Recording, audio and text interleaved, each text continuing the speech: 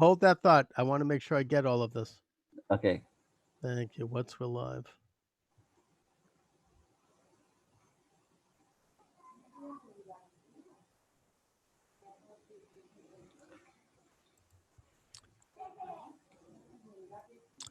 All right, we are live. Charles Moscowitz here. Thanks for joining me, everyone. My guest is Navras Aafreedi. He is from India. He's the author of many interesting books and papers on the history of Judaism in India. Navras is a professor at Presidency University in Kolkata. He's a scholar activist. Navras, thanks for joining me this afternoon. Thank you very much for inviting me to your show. It's a Well, pleasure. my pleasure. You're involved in a very cutting edge issue here, and the only person that I've been able to find who is truly a scholar on the topic of the history of Judaism in India. So, my question for starters is how did you get involved in this issue personally? What drew you to this topic? Well, I was born to an interfaith couple. My father was born in a Muslim family, but at the age of 10, he decided to spend the rest of his life without any religion. And he did not change his decision ever in his life. Decades later, he met my mother, fell in love with her, got married to her. My mother comes from Hindu Sikh parentage, and she can be best described as a non-conformist Hindu. Hmm. So I was raised by these secular parents without any religion. But this mixed religious background did stimulate my interest in religious minorities and in interfaith relations. So this was one reason behind my developing an interest in exploring Jewish-Muslim relations in South Asia, and also this was also one of the reasons why I developed an interest in Jewish history. The other reason was has to do with my geographical location. I was born and I grew up in the city of Lucknow, which is the administrative capital of India's most populous state, Uttar Pradesh. Uttar Pradesh has a population larger in size than the population of Pakistan or Brazil. Oh, okay. So Wow. this gives you an Incredible. idea of how populous the state is. Lucknow is also a major center of Islamic scholarship and has also been the hotbed of Muslim politics. Hmm. And because of the fact that my paternal lineage is Muslim, I was always seen as Muslim by the Muslims there. It, what your faith is often considered patriarchal in South Asia. Hmm. So the Muslims around me would speak their mind without any inhibitions, without any reservations. And what I came to notice was a strong element of anti Semitism in the Muslim discourse there. What intrigued me was that Jews were blamed for almost everything bad, in spite of the fact that there were no Jews in the city. Isn't So that this was amazing? antipathy towards Jews in spite of their absence. This was yet another reason that triggered my interest in Jewish history.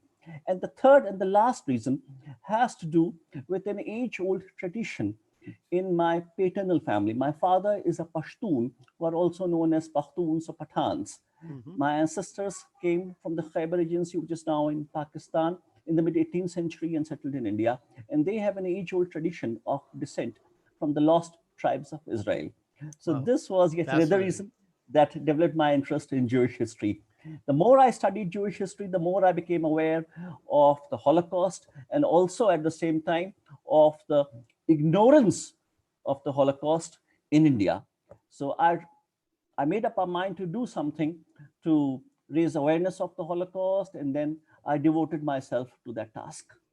It's an amazing journey that you've taken. I mean, I remember as someone who grew up as a secular Jew who was always interested in Jewish history. I remember reading about the Pashtuns as being descended from the lost 10 tribes, and I always found that fascinating and actually possibly quite realistic given the location and the history at that time. Um, the And also the business of Jews being blamed for everything. I mean, that's a phenomena all over the world. I mean, Jews are blamed for all the problems of Europe, even though Europeans, of course, exterminated most of the Jewish population and they're gone. But yet there's still, it's an interesting subject. I'm actually writing a book about it right now. But as far as India goes, I mean, there have always been legends about the Cochin Jews, the who go back to the days as far back they say legendarily of Solomon. That's What true. what what do you? I mean, what? Let's talk a little bit about that. Are they really there as a people who are identify as Jewish, and how far back do they go based on your research? I think the Jewish community in Cochin make a very interesting case. I can't think of any place other than Israel where Jews came to virtually rule over a territory. The only such place is Cochin. They were not the de jure rulers of the place, but they came to enjoy immense authority over their own affairs because of the privileges that were granted to them by the rulers of Cochin. They enjoyed a very high social status. I don't think such a high social status has been enjoyed by Jews anywhere else in the world. Wow, Just interesting. to illustrate this with an example, the Jews in Cochin were exempt from all taxes throughout their history of their existence there. Hmm. The very first time when they had to pay taxes was when the state of Cochin became part of the Indian Union. Oh, that Then was it wow. was That so we're decided to, talking many many centuries, if not millennia. yes, it was then that it was decided to treat the Jews there just like any other Indians in the Union. It How was far not. how far back does the Cochin community go? Is there any way to gauge that? Yes, you rightly said that according to their own traditions, they have been resident in Cochin since King Solomon's reign. But of course, we do not have any documentary evidence to support this claim. Uh, the oldest documentary record of their existence in Cochin comes from the year 950 CE. It is in the form of a copper plate which records a grant. And there are three signatures in Hebrew, signatures of witnesses in Hebrew. So the fact that there are three signatures in Hebrew is seen as evidence of Jewish existence there. Sure, So that's a that very is the good piece that, of that, that evidence. is the that is the oldest documentary evidence of their existence in Cochin, going back to 950 CE. So we can say with absolute surety that there has been a Jewish presence there for at least 1 millennium.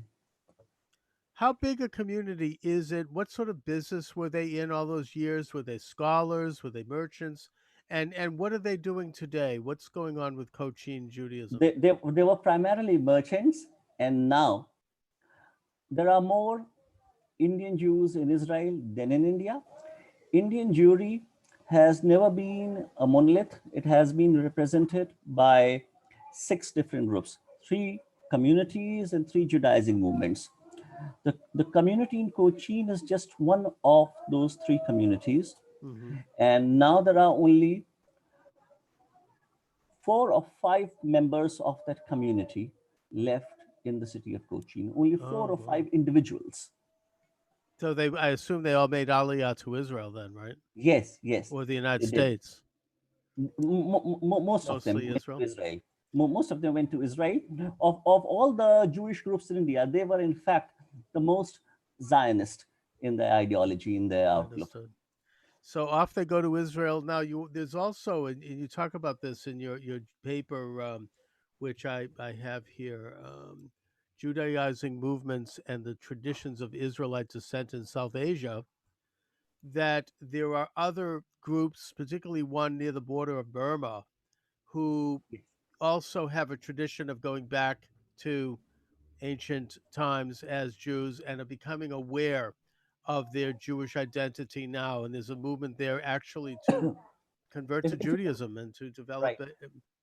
Talk about If that. you if you permit me, I would prefer to first give our listeners an overview Sure, of Indian Jewry before we move on to the Judaizing movements, that they do not mix them understood. up.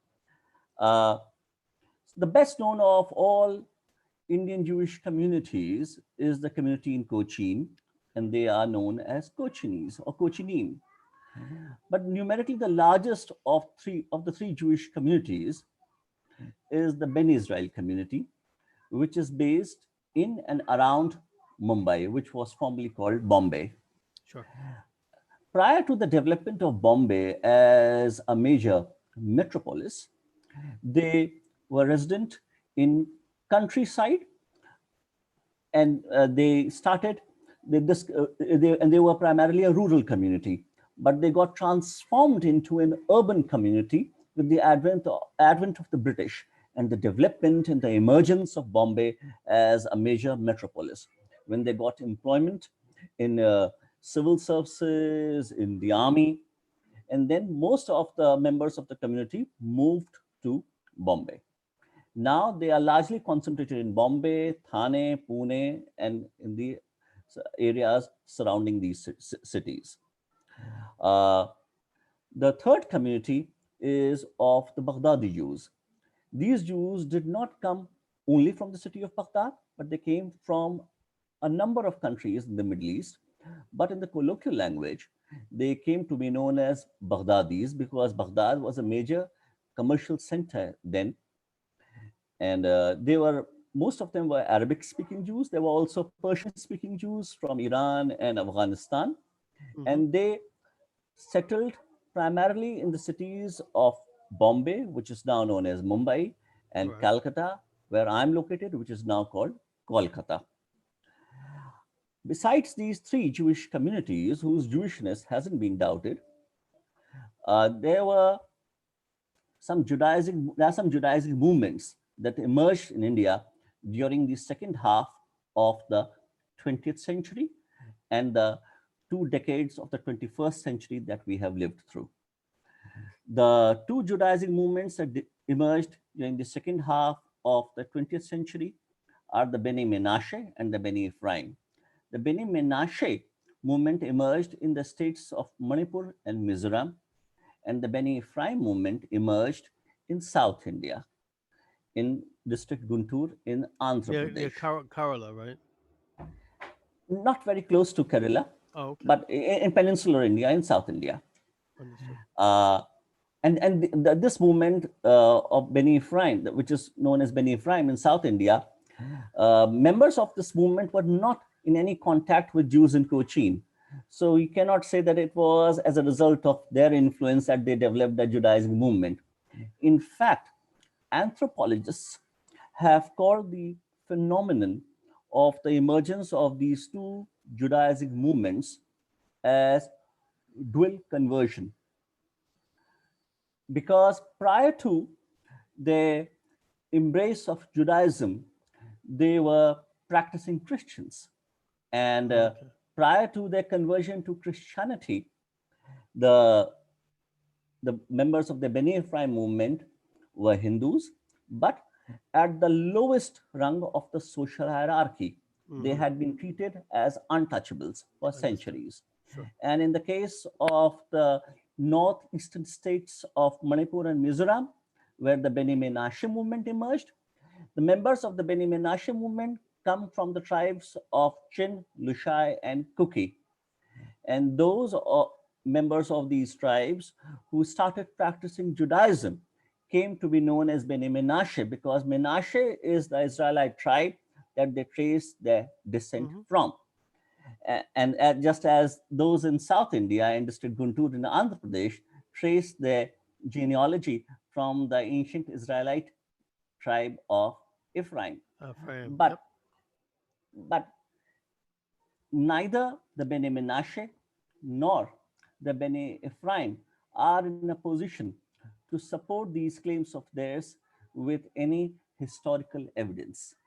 Has there And been any even this DNA evidence to indicate this? Genealogical evidence? Well, neither any DNA analysis has indicated their connection to the Jews or to the Middle East at large, No, I mentioned nor this nor because the nor, nor and nor have we come across anything in terms of documentary evidence to support these claims of theirs. Other than then, there is also a third Judaism movement which has which has emerged in a group called Chettiar in Tamil Nadu.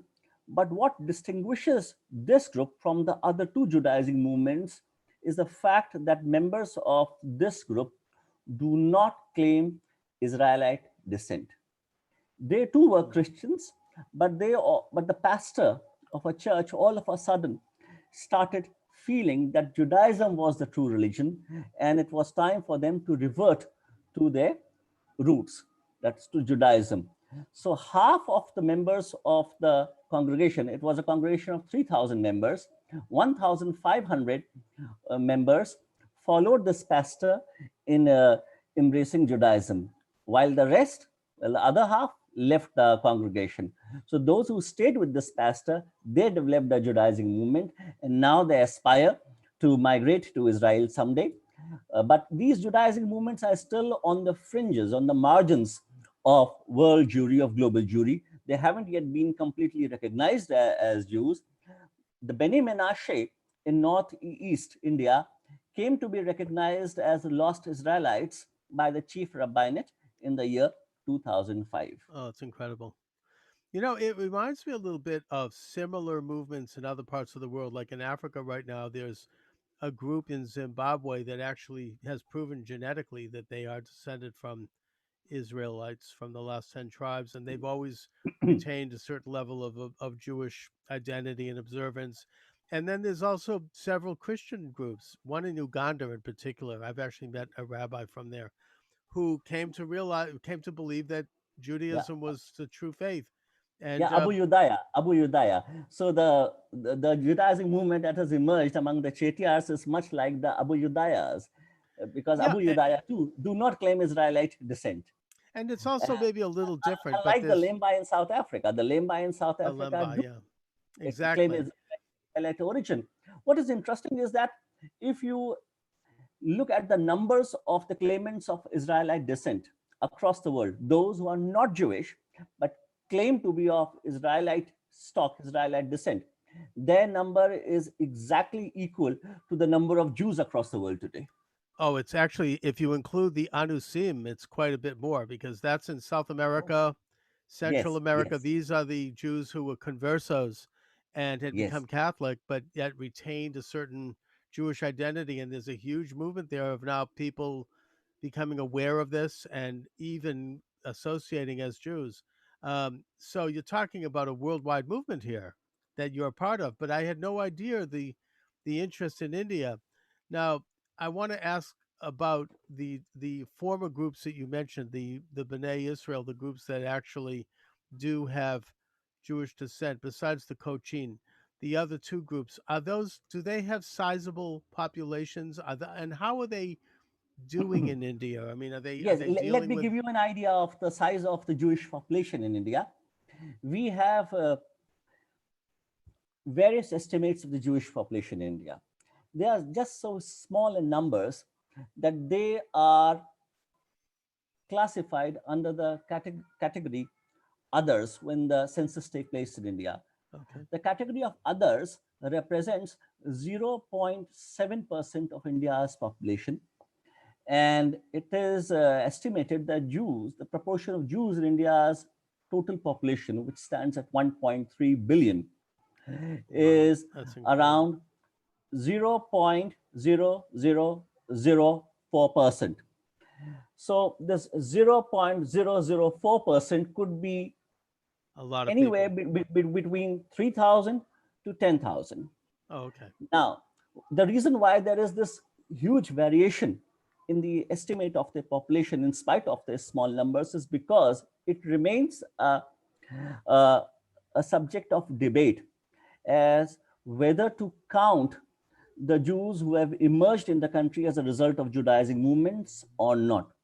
Then Understood. there are also many members who have Jewish descent but aren't practicing Judaism. They do not Sure. identify themselves as Jewish. So it all depends on how one identifies You do. oneself in the census. And even if people identify themselves as Jewish, whether or not they are recognized as such by Jews elsewhere in the world. So these all these issues are involved. It is for this reason we have such variation in the estimates of the Jewish population in India. Now, it sounds that, however we look at that, which is a very nebulous, uh, analytic, there does seem to be emerging in India an identity of Judaism that is indigenous and that is native to India.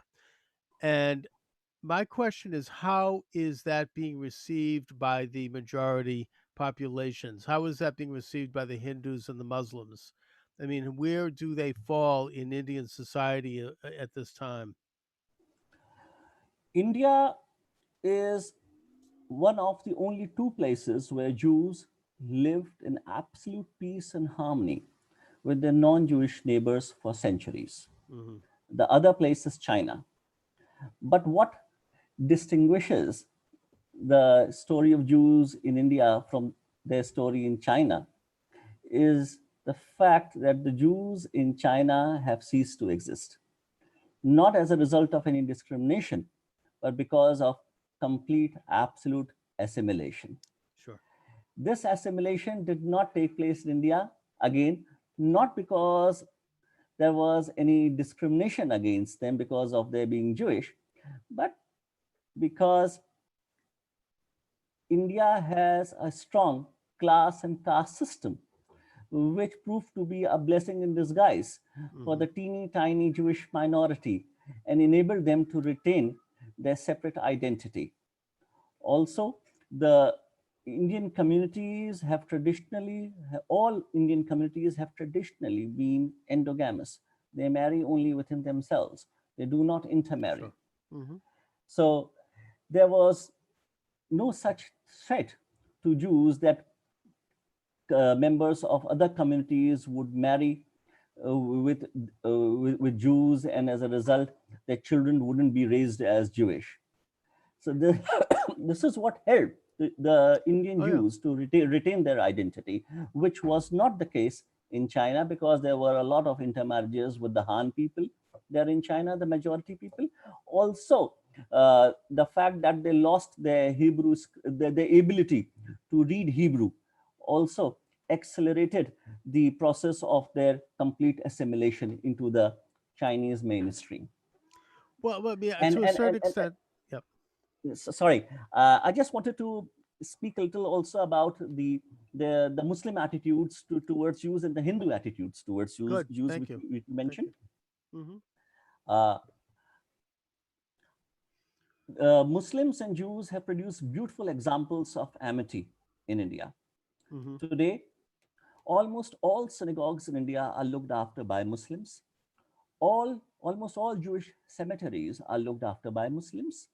Most of the students in the Jewish run schools are Muslims because most of the Jews left India for Israel and the English speaking world. So there were not there were the Jews, there were not enough Jews there in India to look after their institutions. Wherever in Mumbai, most of the Jews have been resident in predominantly Muslim areas where they have had most cordial relations with their Muslim neighbors. So, what has emerged in India is a phenomenon that wherever Jews and Muslims are neighbors and are in direct contact with each other, they produce beautiful examples of amity. And even the Arab Israeli conflict fails to dent the cordiality of their relations. Hmm. But because of the small numbers of Jews in India, most of the Indians, irrespective of their religious persuasion, whether they are Hindu or Muslim or of any other religious persuasion, never come into any direct contact with Jews. And they know Jews only through secondary sources. How the way they are depicted in cinema, or how they are portrayed in literature, or how they are reported about in the press. So this is what shapes their perceptions of Jews. So the Muslims who have never been in direct contact with Jews, and as is the case with most of the Muslims in India, their perception of Jews is formed by the narrative in their scriptures, in their press, and in the discourse of their intellectuals and clerics. So they develop stereotypes of Jews and often come to have antipathy towards them, antagonism towards them. Same is the case with Christians too. As far as the Hindus are concerned, uh, Hindu, in the Hindu discourse, a great emphasis is laid on the fact that Jews could live in absolute peace and harmony in India, unlike anywhere else. It is used in the narrative to glorify the Hindus and to project Hindus as a very tolerant people. That look, can anyone be more tolerant than the Hindus who tolerated a people who could not be tolerated by anyone else in the world? Aha. Okay. Part of the narrative. It's sort of a they use it as a as sort of a prop. In other words. Yes, yes. No, that's amazing, and I'm particularly fascinated by the Muslim-Jewish relationship in India. Now, you And one say, more thing, let me add one more thing, that the Hindu nationalists are particularly strong advocates of stronger relations between the states of India and Israel, between these two countries. well, that's exactly what I was going to ask you about because I think that there's been a very strong relationship between India and Israel, and even a Yes, military relationship. yes, yes. So that's something that's not controversial then No, with Indians. no, it isn't. Isn't with the majority of the Indians, it isn't. In fact, India is the largest purchaser of Israeli manufactured arms in the world. Hmm, interesting. And do you see Navras' community then becoming more Jewish, growing in identity over time, and emerging as a more open um, category of people? Uh, uh, that's something difficult to comment upon. Uh, in the coming years, I see that the Indian Jewry would come to be represented primarily by the Beni Israel. Hmm. Uh, as I mentioned, the Kochini Jews, there are only 4 or 5 individuals of the Kochini community left. As far as the Baghdadi Jews are concerned, I live in Kolkata, and there are only 20 individuals in the city.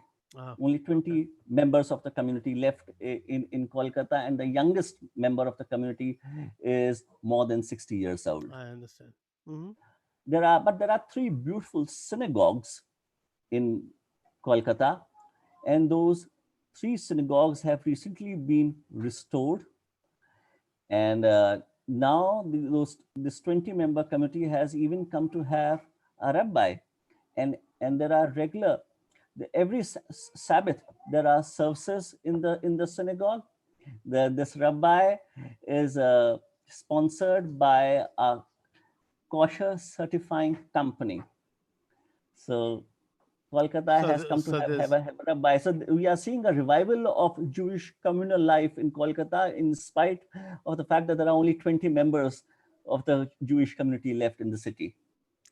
amazing, and I think that India does have a reputation of great tolerance for minorities. I mean, a friend of mine is a Catholic scholar, and he tells me that the Catholic community of India is also very small but very tolerated, and they've got their own school system, and they've got their own churches and their own identities. So that's interesting.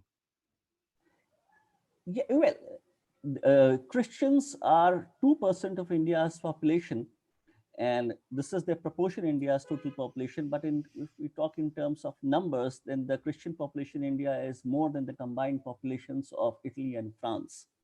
Wow. But but over the years, Hindu nationalism has become more assertive, and this and more assertive and sometimes even aggressive. And this assertion and aggression of Hindu nationalism has also intimidated the religious minorities in the country. Another thing is that religious minorities often experience pressures of self preservation. Hmm. If you play interviews of Hindus in Pakistan, you will find them praising Pakistan for its tolerance. If you play interviews of Jews living in Iran, you will find them praising Iran for its tolerance. But those who know better, those who are better aware, know that the picture isn't that rosy. So these are all pressures of self-preservation that minorities experience, and they do not feel free to speak about their grievances. Okay. And which Please. gets me to, I mean, I appreciate that. And I wonder what is the general effect of the movement represented by Prime Minister Narendra Modi? Well, it isn't seen as a threat to Jews. Certainly not. What has what works in favor of Jews is also their numerical insignificance. They are in fact seen as a model minority, numerically insignificant and absolutely undemanding. Hmm. It's only a few years ago. It was only a few years ago that the Jews came to be recognized officially. They came to be officially recognized as a religious minority in the state of Maharashtra. Prior to that, they were seen as so small that they were not, that it was felt that they did not qualify to be considered a separate minority, religious minority. It is for this reason only that they were clubbed with other small religious minorities and put under the category of others. Hmm. Another Okay. religious minority which is seen as a model minority because of its numerical insignificance is the Zoroastrian community in India, locally Hmm. known as Parsi. But compared to the Jews, they are numerically far stronger. Their number is around 60,000 in India, though the rate of birth in the community is lower than the death rate. So it's considered to be a dying community. And it's also a community that's known to be somewhat, it's wealthier, it's more elite, it's more educated. Yes, this is very interesting. Right. The Zoroastrians in India came to enjoy the same commercial importance as the Jews came to enjoy in the West. As Yes, I far mean as it's interesting. Well, like the Armenians in Turkey, Yeah, yes, you know. yes. But as far as the Jews are concerned in India, the Beni Israel, as I told you, prior to the advent of the British, were a rural community, and their traditional occupation was that of oil pressing. They were oil pressers, and when the British came to develop Bombay as a metropolis, they got employment uh, in in disproportionately more numbers uh, in the army and the telegraph services, because they were very quick to learn the English language. What is interesting is that the Christian evangelists went to the countryside in Maharashtra where the Ben Israel lived and gave them lessons in Hebrew. Prior to their contact with the Christian evangelists, they did not know Hebrew. So, this contact with Christian evangelists, in fact, brought about a Jewish religious revival among Uh-huh. the Ben Israel, because according to their tradition, they had lost all their scriptures in the shipwreck that brought them to India. And their observance of Judaism was limited to kosher dietary restrictions, Hmm. circumcision, monotheism, and observance of Sabbath. Okay. Well, That's it. that's actually quite a bit when you compare it to Americans who are very, they don't know anything about their Judaism. Yeah, but what's So, interesting is that the Christian evangelists gave them lessons in Hebrew and translated Bible into Marathi and Konkani in the languages that they spoke, in the hope that they would one day convert to Christianity. But they were there you go. very clever recipients of whatever they could get from the Christian evangelists, but refused to convert to Christianity and continued with their belief in Judaism and continued to practice Judaism.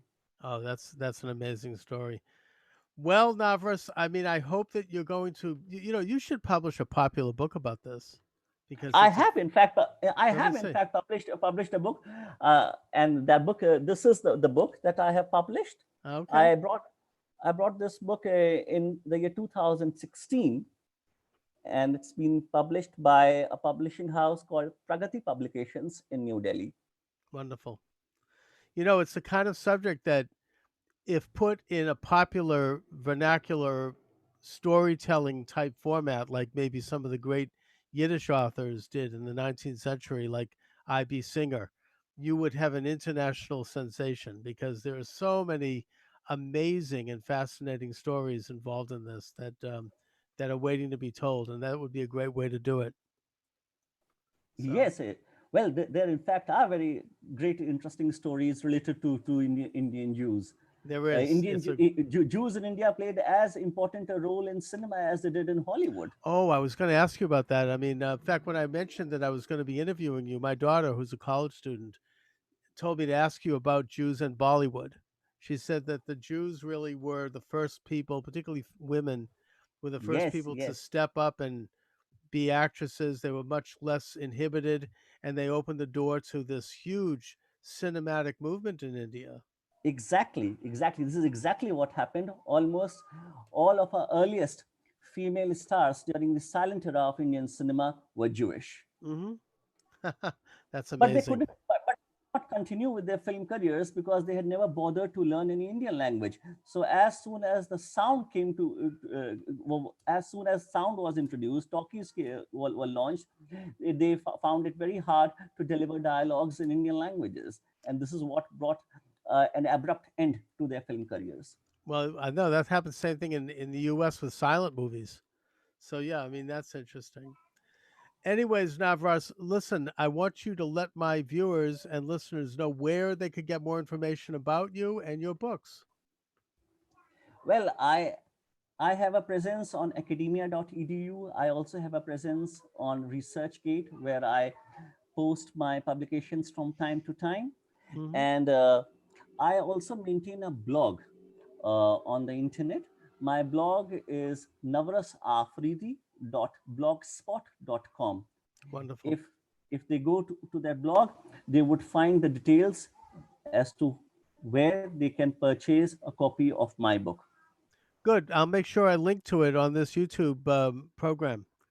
Anyways, Navras, Thank you very much. I want to thank you for joining me this afternoon. It's really, really interesting conversation. Thank you. Thanks to you for thinking of interviewing me and for interviewing me. Most grateful to you for that. Thank you very much. And Bye bye. Navras, it's up on YouTube in about an hour. Thank you. Thank you very much. Bye bye. Thank you, sir.